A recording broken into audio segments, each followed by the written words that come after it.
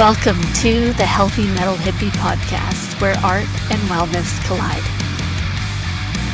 Well, hi and welcome back to the Healthy Metal Hippie. Today we are here with our friend David Rattenbury. We met back in 2019 at a Los Angeles show. The first one, it would have been the Southend show at Chinnerys, and then we were at Colchester like the week after or whatever. Yeah, I mean, we started in Southend and we finished in Colchester. So that was a while ago now. I know. Oh my God. And how different life looks like 7 years later. If I could go back and like find like even Dave 2 years ago, but like Dave 10 years ago and tell him what was going to happen, he'd just be like, "You sure about that, Dave from the future?" I'd also warn him of a few things, and a few people, but hey. Yep. Oh my God, isn't that the way it goes, right? I think, if Ash could tell herself things, from 5 years ago, from 10 years ago, 20 years ago. Damn, I'd be laughing if I could tell myself some different stuff from 20 years ago. It is interesting. Like, I read an entire book last night, it was like a Doctor Who book. Like the whole story was like it's a time travel-y thing about stopping things that happened and whatnot. And of course, it did the age-old time travel thing of like, if you change a little thing in the past, then it completely messes up the future and all that. And I always think to myself, they always say that thing of like, if you could go back and speak to your 18-year-old self, what would you say? To be honest, thinking about it, I would be so worried about a lot of the good things in my life not happening that I'd be scared to say anything, So I think I'd just tell him, hold on, because it's going to be a ride. I think that is honestly such incredibly good advice. I think of that even myself. I'm like, there's lots of things I definitely could have done differently. But I'm also like, even the really bad stuff that I've experienced, I'm still kind of thankful that I did, because it shapes who I am today and how I go forward, which I think is probably better than if I hadn't had, Well, yeah, I mean, it's interesting. I always say that, like, I can trace my entire life back to one decision that I made when I was 16. And at the time, it felt like a bad decision. It felt like a failure, I dropped out of music school. And I remember the day I went in. I was going to sign the register, and I just said to the teacher, I said, I just need to talk. And I basically said, I can't do this. And I had a bag with me. I left. I got straight on the train home, and I never went back. I then worked in a bar legally, I might add, until the next September came round, and joined a regular college, did regular A-levels. At the time, it felt like I'd kind of failed, and I had to start again, and I wasn't doing the thing. But you look at the knock-on effect that had. Years down the line, if I hadn't done that when I did, then I probably wouldn't have met my wife. I probably wouldn't be working with some of the people I work with today. I wouldn't have been to some of the shows I've been to. I wouldn't have had so many of the experiences. So I always do think that, of course there are some things in life that we do wish hadn't happened, and we would change them. Any human being is lying if they say they would change nothing from their lives. But I'd say on the whole, I also wouldn't change it, even the worst parts, because, it's a cliche to say when one door closes, another one opens, but some of the best things I have now only happened because of the knock-on effect from some of the not-so-good things. I think I always choose to look at things like that, because I could sit here and say, if I hadn't quit music school, maybe I'd be a rock star now. It's like, but the fact is, if I had quit, because I did quit music school, I went to college where I did, which meant I went to university where I did, which meant that I signed up to volunteer on events, and it was one of those events I met my wife. If you believe Tim Minchin, then there's plenty of people out there I could have met instead. But no, I'm glad I met her, and I'm not a big believer in things happen for a reason. I'm not kind of particularly mystical or about fate or anything like that. But I do think that sometimes you can be grateful that things don't happen or don't play out the way you wanted them to originally, because if they had have played out that way, then you would have missed out on something arguably better that was coming at you further down the line. I've also found joy in closing the door myself on on certain things that ended up realizing that they definitely weren't for me, you know? And I think that's something that also comes with age and growing up and experiencing things, is really having a deeper understanding of yourself and what's important to you and what you want your life to look like. Yeah, and that's the thing. It's like, so our mutual friend, Ryan Roxy, he has a song, like a B-side from years ago called Home. And the opening line is, ever worked so hard for something you're not quite sure you wanted? And that always stuck with me, because there are lots of things that you think you want, and there are lots of outcomes you think you want. But like you say, with age comes different perspectives. What you want now might not be what you would have wanted then, and vice versa. You know, like, when I was 25, I wanted nothing more than to be a musician and be performing and have an audience. But now here I am 12 years later, and I don't want to be on a stage, you know, like I still do play just for fun. You can see I've still got guitars and stuff, but, you know, like, if you'd have told me 10 years ago that in 10 years time, you'll be so content with something else that you won't even miss that, I would have refused to believe you. But our tastes change, our wants change. Like you said, sometimes it's great to follow something through to its natural conclusion and then shut the door on it yourself and say, hey, I've done that. I enjoyed it while it was happening, but I'm done with that. We can then move forward and find out what our next thing is.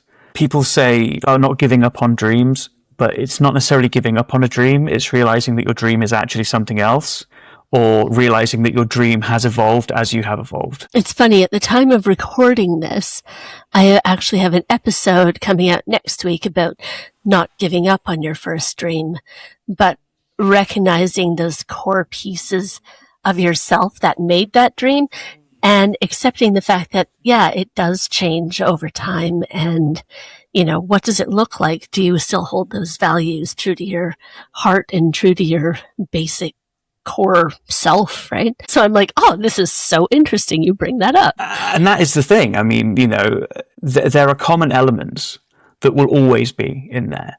So, you know, what I do now, which I'm sure we'll get onto, photography and creative media, I'm still creative.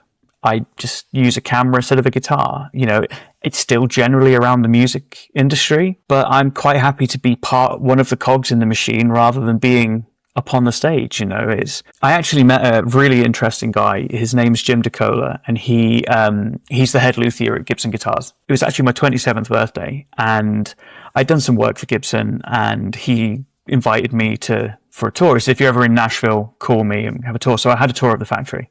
And while we were walking around, I said to him, so did you never want to be a rock star? And he said, well, I did when I was a teenager, because we all do when we're teenagers. But, you know, he got a job repairing guitars, and he started to realize that he loved the guitar itself, not necessarily performing with one. He said it was him who first said to me, I didn't give up on my dream. I just realized that my dream was something else. It comes down to what you just said. The core elements of that dream are still the same. He loves guitars. He loves being part of music. He just realized that what he wanted to do is he wanted to take it in this direction, not the direction he originally thought. He's done some amazing work. He's done some iconic stuff, like the stuff he did with PV, with Eddie Van Halen. It's quite inspirational to me, like the idea of, because you always feel like you kind of lose a piece of your identity if you stop following a dream. Mm-hmm. But actually, I prefer to think now that you might find out who you really are by taking it a different way. I always wanted to be a musician too. That was probably, you know, since I was 5 years old, I was like, that's it. That's what I want to do. I felt I'd be this cool singer-songwriter, heavily influenced by like Alanis Morissette and like No Doubt and like Tracy Bonham and all these cool, like grunge, tough, awesome, punky, awesome girls back in the day. As I got older, Well, obviously I had a long insurance career too, which I said goodbye to. Yay! The whole thread that's kind of followed me through my life is helping people. So it's very, very similar in the way that this takes me back to music, right? I work with helping artists grow their fan base and do tour booking and all this other kind of strategy building and stuff. But it's all about helping the artist and taking that step back to allow other people to shine. And that is also very much with what you do with all of the photography work that you do. Yeah, I think there's definitely an element of, I think a lot of people in all walks of entertainment, and that's everyone from a full-time artist all the way down to sort of people who just kind of do it once now and again for a hobby, or, you know, people like me who are kind of somewhere in between. You know, I'm not a full-time creative professional, but I'm not a beginner either. So, but I think the common thing with everyone in that is everyone just wants to provide an experience for the audience. Now, whether that's being the person singing the song or being the person who captures it so that other people can watch it and feel what the audience was feeling. But I mean, even down to the people scanning the tickets, the people serving the food, they all contribute to your night out. Yeah. And every person on that is important. They can all really hold their hand up and say they have played a part in how you feel as an attendee of that show. And that's it. So if your kind of thing was about kind of making people feel something, then you're still doing that by enabling artists to do that. You know, you're just maybe like a couple of steps removed from the audience. And I think that's one of the things I really like. I mean, we got really deep really fast. Yes, that's how we do things here. Yeah, I figured it was fine. But yeah, I mean, I have quite a selfish thing with photography. So I genuinely do it for myself. So one of the things I have noticed about photography is you will come across occasionally a photographer who is just doing it for clout, or who is doing it for some sort of glory is a strong word, but they're doing it for attention, essentially, or they're doing it for access. You know, the whole kind of bragging rights of like, I got to do this. I got a press pass. Yeah, exactly. And you know what? That's fine. If there's nothing wrong with that. If that's the way someone wants to express themselves, great. But the photographers that I kind of admire, that I tend to associate with, you can tell that they're doing it because they genuinely love taking photographs. I've spoken to a few people, and one of them, another person you probably know as well, Kyla Clark. Yeah. And we were saying one night that we would take the photos if we knew no one would ever see them. And I think that's the thing. So although I just said all that stuff about, you know, wanting to make someone feel something and wanting to like, like get a reaction out of people, at the same time, I think you also have to want to do things for yourself. And that's something that I've really discovered through photography. It's the first thing I've ever done in my life where there's no agenda behind it. And by that, I mean, of course I have goals. Of course I have things I'd like to achieve. Ultimately, if you said to me, okay, from this point forward, no other person will ever see your photographs, I'd still do it. And I feel like that's the difference, because I just really enjoy the craft of it. Which sounds kind of pretentious, but you know what I mean? It's about the passion. It's about doing it, not about what people might say about it afterwards or how many likes it might get. Though I do like likes, so if anyone wants to drop me a follow and, you know, yes, feel free. They definitely want to drop you a follow. What was it even like just getting the call to come and work at it? I literally woke up one morning, there was a message on my phone, and the subject line was just Ozzy. It said, Lee Williams has recommended you for a job. Can you call me? So I messaged my friend Lee, who's an amazing artist. Definitely should check her out. Lee Williams, LEA. It was a really, really cool lady called Michelle, who runs a company called Nugget Events. And she was like, yeah, so do you know about this Ozzy Osbourne show? And I was like, yeah, I'm going. You know, I've got my tickets. She was like, oh, because I need someone to work it. And the long and the short of it was they needed someone who could do like event candids, which I've done quite a bit of in my time, but also someone who knows music. which is like the perfect Venn like, diagram. Hello. It's like I can do an event candid, because I've done a lot of like Comic-Con stuff with like people meeting people and capturing the smiles and the laughing and stuff like that. But I also need someone who would recognize any of these people when they walk in the room and know who to capture. And apparently Lee, my friend, had said, I know just the guy for that. He lives near Birmingham. During the conversation, it came up like I had a second person, and I got to recommend a good friend of mine called Jodie, and she did the gig with me. And it was a really cool day, because we weren't shooting the actual show itself. That was kind of, I think that was like exclusive to Ross Halfin. But yeah, we were kind of shooting like a VIP area backstage, and it was kind of a corporate job, to be honest. It wasn't a music job. It was like, these things will be going on in this like VIP hospitality area, basically. And when we need shots of people enjoying the space, but also when the VIPs come in, we need shots of them enjoying the space and interacting with the different brands that were there, with like presences and stuff like that. Yeah. And I'm sure that's an unforgettable, but very different from, say, following a band on tour and capturing the shows every night. Very different experience. Well, that's kind of it, because it's, like I said, it was more of a corporate gig in the sense of it was like being hired to photograph an event, like not a wedding as such, but like an event, rather than a music show, you know. Whereas when you're working with an artist and you're capturing them as an artist, as a performer, you're right, that is completely different. Making a lot of memories. And it is, actually, I think it's really cool in a way too, that you actually get to document your whole journey. Even though you're doing it as work, you have your whole journey documented as you continue to progress as a photographer. That is one of the things I like about it. You can look back at some stuff I took early on, and it's terrible. It's absolutely terrible. I look at it and go, how did you look at that and think, yep, that's good, you know, because you do progress. And I kind of have, like you say, a documented progression of not only the places I've been and the people I've photographed, but my evolution as well. Yeah. But then the other side of it is, in some ways, I don't have any I haven't documented a lot of my journey.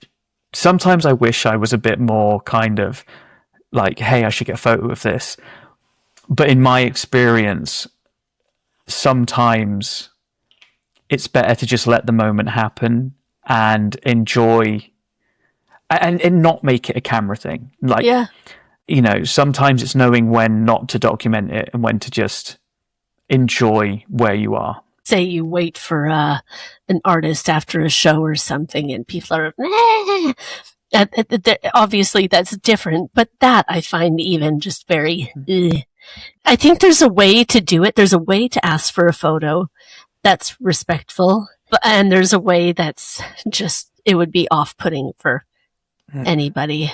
I know exactly what you mean. It's very rare I ask for a photo with someone now, and the only times in the last few years I can think I have were when we'd like talked for a bit, or maybe we'd done something together, or maybe I'd worked with them. I have nothing against people who wait after a show to try and get a selfie at the stage door.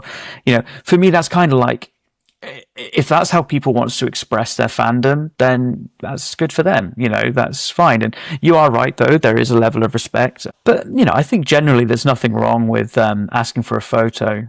A lot of the reason I avoid it is because when I've been close enough to some people, it's been in a position where it would be inappropriate. And you also, in a really bizarre way, it's about professionalism. Even though I was off duty back to the beginning, I was still working the show. So I can't be like asking for selfies while I'm on duty, as it were. Yeah, no, of course. And, you know, I sometimes am a bit too cautious of it. I could have asked for some selfies at the afterwards thing when we were off duty. But, you know, I just tend to, it is a shame because there's so many things that I have no photographs of at all. But at the same time, I know it happened. Yeah. It's in here. Eventually it might not be, but Well, it's documented here now too, so. Like, especially with bands, because I've seen so many bands now, there'll be times where I'll go, oh, I'd love to see them. And my wife will go, you have seen them. I'm like, oh, okay, yeah. When was that? Oh, yeah, I remember, you know. So embarrassing. I have one of those, like, binders where you put your ticket stubs, right? From back in the old days when they were I was paper. going to say, remember those? I know. And so I'm looking through and I was like, I've seen System of a Down twice. I'm like, I remember going once, that was twice. And there was Slipknot too. I was like, why would I go see them twice? And who was the other one? Red Hot Chili Peppers. Those were the three I saw. I'm like, when?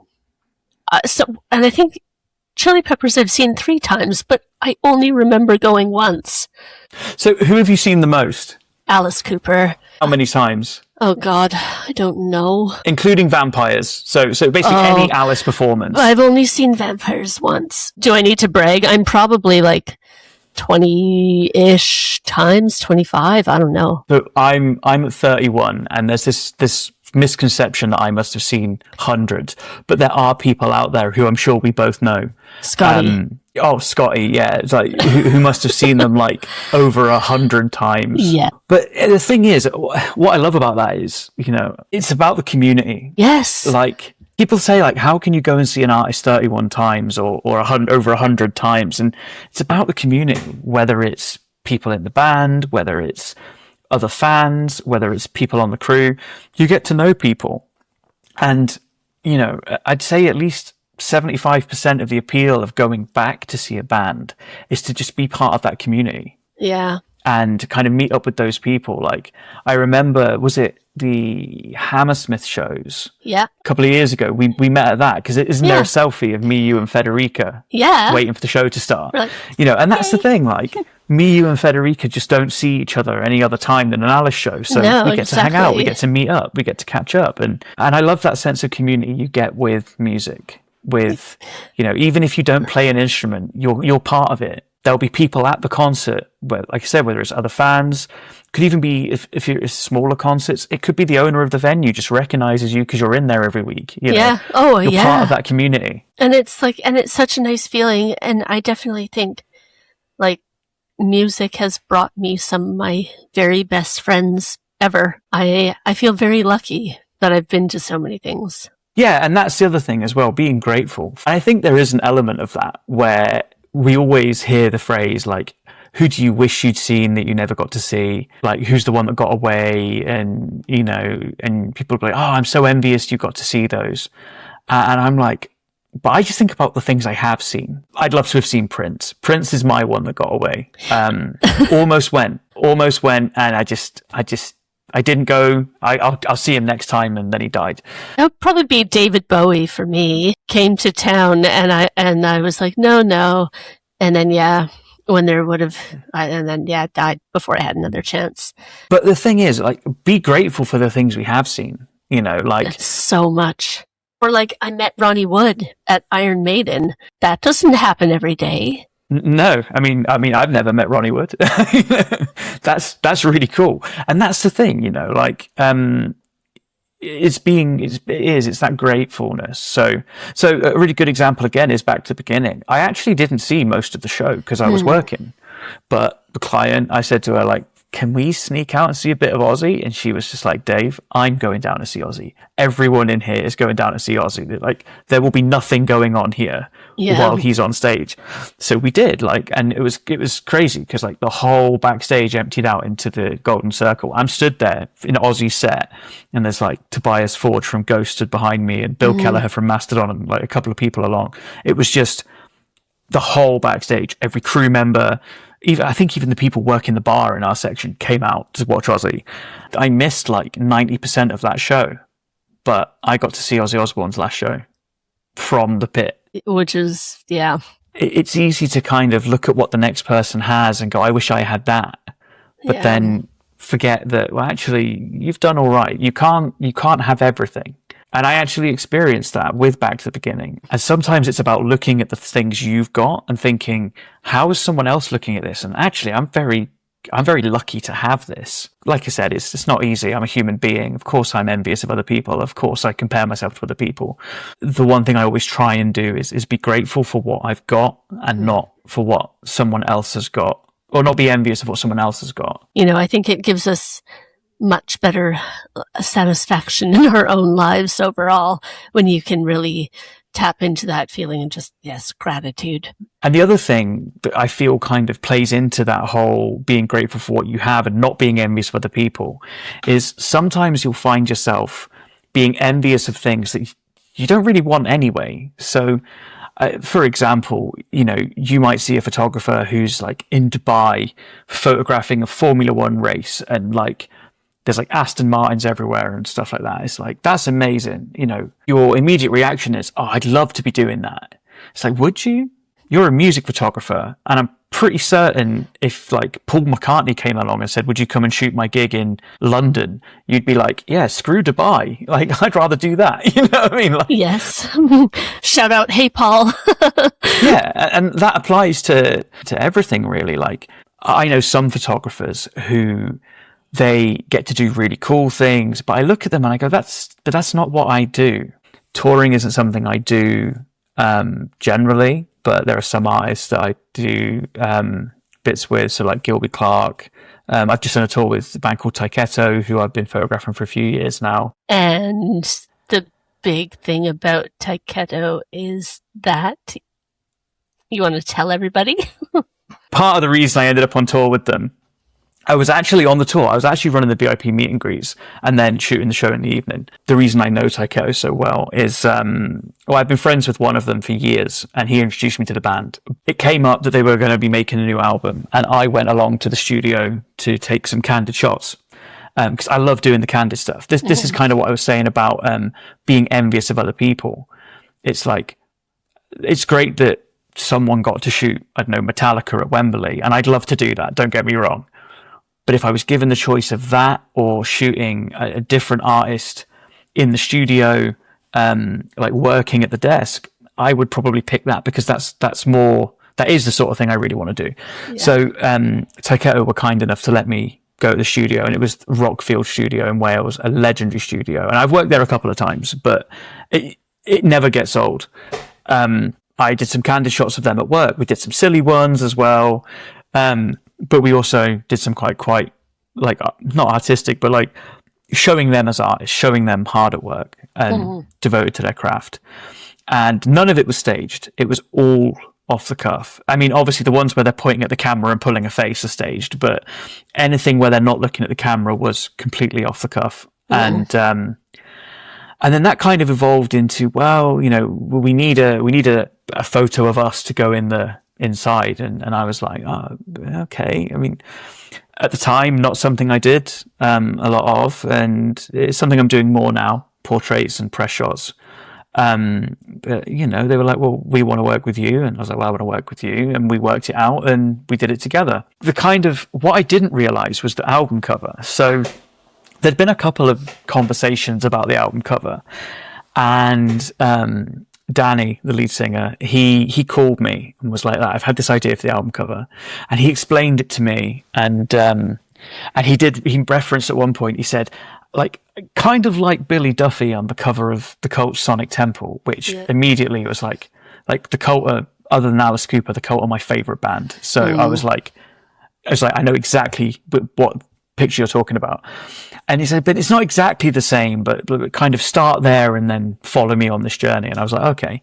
I kind of had an idea in my head, and we got to the studio, and I was like, I don't know the thing. And he goes, let me, let's take this picture. Like, while they're all getting ready, let's take this picture so I can send it to the designer. And I thought, so you're going to send this to the designer, and he's going to use it as a reference photo and make something, And so we took the photo, and I kind of looked at it. I went, yeah, I can kind of picture what you were talking about. And I didn't think much more of it. I turned over the photos. And then it was a few months later when it was a show in Blackpool, either September or October, I forget which. And it was the night before they filmed the Higher Than High music video. Danny, we're in the dressing room, and Danny said, I have something to show you. And he got his, it was either his phone or his tablet out, and he showed me this artwork, and it was the actual photograph of him holding his arm in the air with this amazing sun behind that Graham, the designer, he'd made. And I was like, is that the actual photo? And he said, well, yeah, he's incorporated the actual photo in the design. And that was how I found out I had the cover. And it was just one of those things where, like, when this conversation initially happened, I thought, hey, I'm going to go along to the studio and hopefully I can get a few, like, cool photos of them. And they might put a couple of them inside the album when you open it. It kind of evolved and snowballed, and now my credit is all album photography because every photograph on that album I took. And that just kind of happened organically. And since then, it went to when it was released, which was like 9 months after we took the photos. It's kind of weird to do something last year and it not come out until a year later. And it was like 10 or 11 months since the initial studio sessions. So some of those photos I've been sat on for nearly a year that we couldn't necessarily release. But since then we'd done all these photographs. We'd sat on them for nearly a year.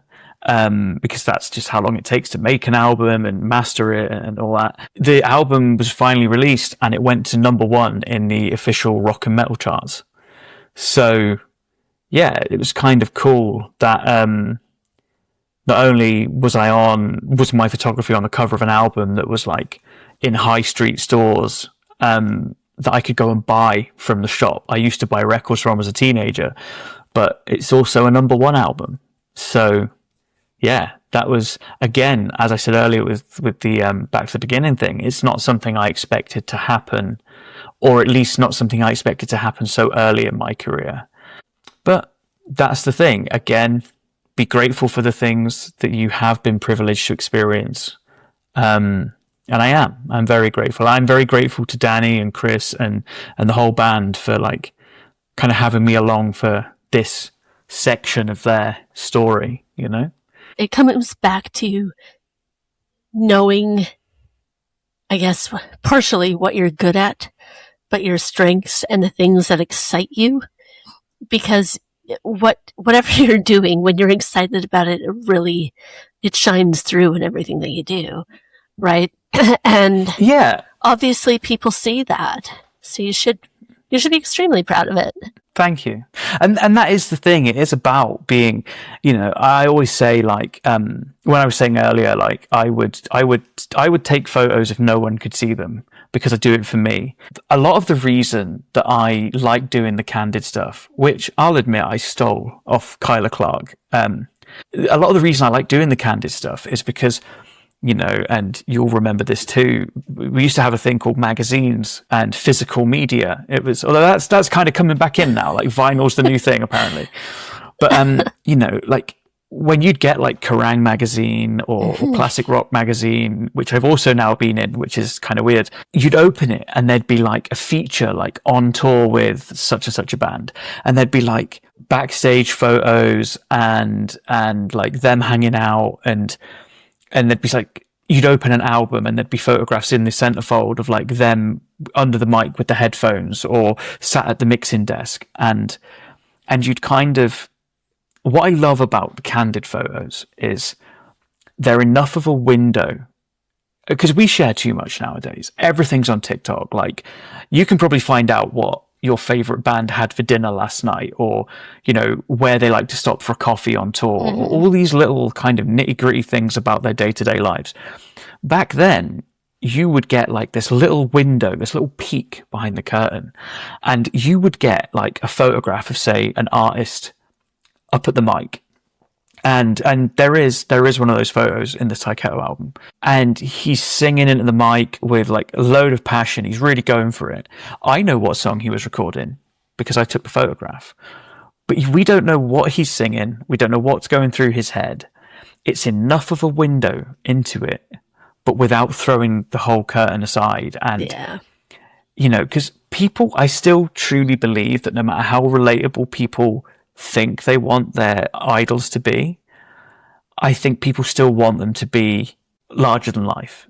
People still want to have that mystery. That's what I try and do with photos. I mean, I'm a big advocate of video. I do have other employment, which is social media management. And so I get the value of things like TikTok. I think everyone should be on it. I think everyone whose audience is on TikTok should have a TikTok presence. But I think you can't beat having a photograph which gives you a window into someone's life, but without giving anything away. It just still keeps that little bit of distance. Absolutely. Well, Dave, if people want to come check you out, where is the best place for them to do that? So, in short, I have Instagram, TikTok, YouTube, and I am at Davey Rocks on all of them. And we'll link it all in the show notes. Thank you. And I tell you, the reason I'm at Davey Rocks on all of them is because I've got the handle on every platform. I had it for years. It's not really relevant anymore, but I've got it on every platform, which is such a rarity nowadays. So yeah, at Davey Rocks. I'm at ArrowAsh28 everywhere. Yeah, you've got it on every platform. That's the thing. People sometimes just know me as Arrow Ash, and I'm totally okay with that. But is it 100% relevant? No. But 28's my favorite number, and I love Aerosmith, and I am Ash. It's perfect. Aerosmith, an amazing band. Yeah, I think I've seen them like 3 times as well. Oh, yeah, like 7 or 8 times. This is where the memory starts to go. Well, thank you again, Dave, so much for being here today. Thank you for having me. I've had a blast. I feel like we're going to have like another episode that we can just like talk about everything else. Like, holy shit. Yeah, that is one thing. Like, I feel like we've only just scratched the surface because it's so easy to talk to you. It's so relaxed, such a chilled sort of podcast that I didn't even notice the time, you know. Yeah. Honestly, this has been perfect, and I have so enjoyed having you on. We are going to have to do a part 2 at some point, though. I'm sure we can. Yes, I'd love that. Thank you so much. We'll talk to you soon. Thank you. Bye. Thanks so much for joining us on the Healthy Metal Hippie podcast. For more ways to connect, go to www.healthymetalhippie.com.